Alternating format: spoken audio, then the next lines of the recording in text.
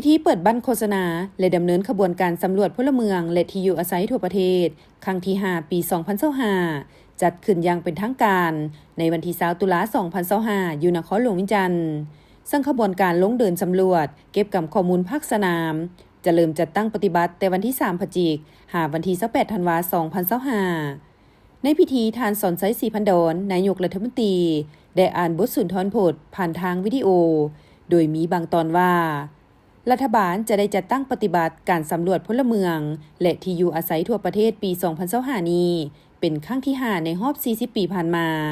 ซึ่งการสำรวจแม่นกวมรวมทุกๆครัวเรือนและพลเมืองที่ดำรงชีวิตอยู่ลาวในขอบเขตทั่วประเทศเพื่อเก็บกำข้อมูลทางด้านพลเมืองและสภาพการดำรงชีวิตของประชาชนลาวบรรดาเผ่าเพื่อหับใจให้แก่การสร้างแผนพัฒนาเศรษฐกิจสังคมแห่งชาติการติดตามและประเมินผลการจัดตั้งปฏิบัติเป้าหมายการพัฒนาแบบยืนยงการกำหนดยุทธศาสตร์การพัฒนาทรัพยากรมนุษย์แผนนโยบายด้านพลเมืองและการปรับปรุงเวียกงานการคุ้มครองพลเมืองในอนาคตในโอกาสนี้ท่านสันติภาพพรหมวิหารรัฐมนตรีกระทรวงการเงินห้องหัวหน้าคณะชี้นำระดับชาติการสำรวจพลเมืองและที่อยู่อาศัยทั่วประเทศครั้งที่5ปี2025ได้กล่าวว่ามาฮอดปัจจุบันแม้นมีความพร้อมทางด้านบุคลากรเป็นต้นนักกวดกานักเดินสำรวจและการลงเก็บกำข้อมูลภาคสนามแล้ว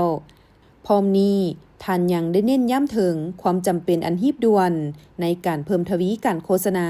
ประชาสัมพันธ์เน้นใส่ปลุกระดมเชิญชวนให้ประชาชนเข้าร่วมการสำรวจในครั้งนี้ท่านนางเพชรสมรสอนหัวหน้าศูนย์สถิติแห่งชาติคณะชี้นำระดับชาติการสำรวจพลเมืองและที่อยู่อาศัยทั่วประเทศครั้งที่5ปี2025ทั้งเป็นผู้ประจำการได้กล่าวว่าผลของการสำรวจครั้งนี้ยังเป็นข้อมูลหลักในการปรับปรุงนโยบายด้านพลเมือง